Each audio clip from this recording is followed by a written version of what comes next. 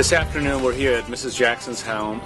This is a house in La Brea neighborhood. This house has a lot of character. Architecturally, the client has done a lot of work to it herself. She's a builder, so the house is done with a lot of beautiful entrance with high columns. We're going to be working on her family room area. In the family room area, she wanted a little bit more characteristic, and she chose some colors. We had a lot of leather in there, dark leather, so we chose to go with some greens and some plaids. So we're going to go ahead and take a look at the inside and follow me in.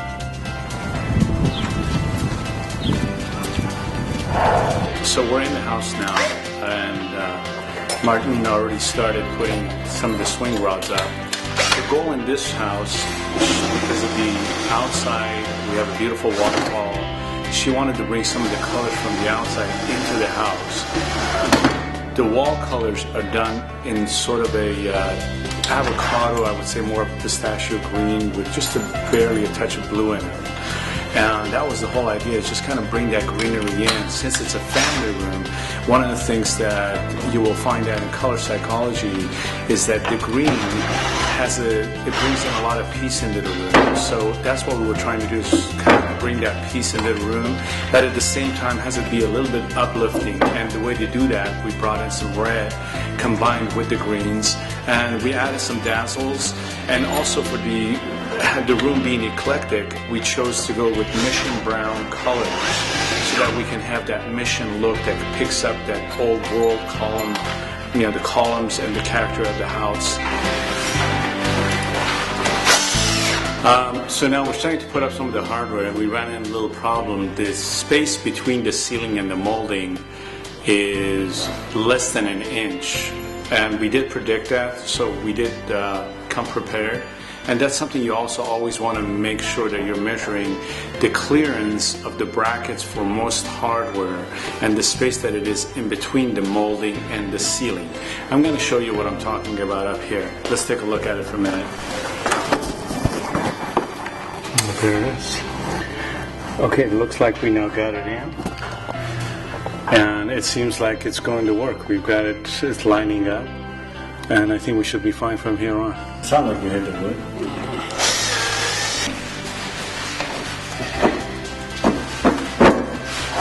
So our client is a decorator, and so she's picked out some really, really gorgeous colors.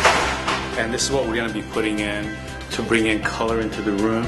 If you notice, once we put it up against the wall, you'll find that we've got the same wall colors, and we brought in the red so that we can give it a little bit more of a pizzazz. We also have cut this drapery in an angle, and the reason why we did that again is because we're using scrolls.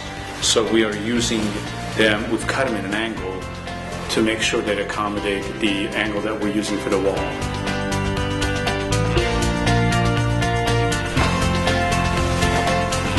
For this size scroll, which is our 27-inch scroll, I chose to go ahead and do 2 widths of fabric, so it's done really nice and full. This is our larger scroll, and our smaller scrolls you can get away doing with 1 or 1.5 width of fabric. But this particular one I chose 2 simply because I wanted it be very lavish.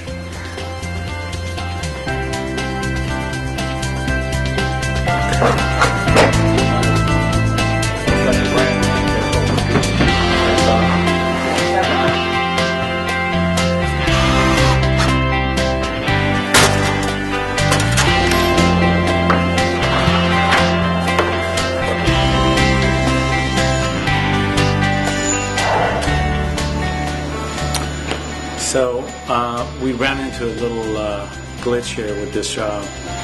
One of the things that we ran into is that the measurements on the shades, we made a mistake. Instead of 76.5, we did 67.5. So that's something that they tell you that always double measure before cutting.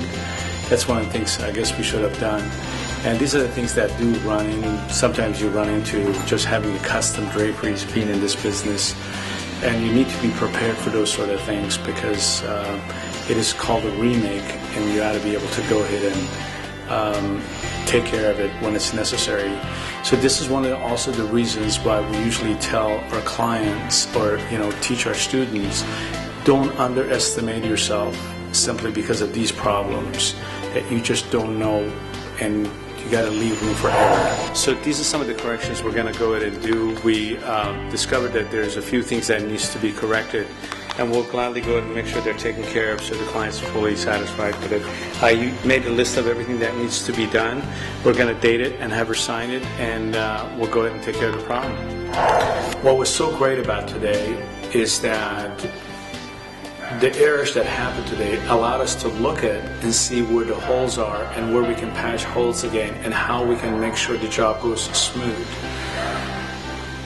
And it comes back to just details, doing them over and over again. And what's great about it is that this is just going to teach us how to do things better from here on. So it was a great learning experience today. Well, the experience has been great. And what I really find is good, whenever we run into a problem, you always try to correct it to satisfy me. And that means a lot. I think the color's good. You chose a good color to go with my walls, and hopefully I can decorate around it. And if I have any questions on decorating, I ask you about that too. Well, no, it's been a happy experience, and the guys that you have installing, they're very nice and pleasant to work with. Nothing like having work done and not being unhappy. And so far I am happy.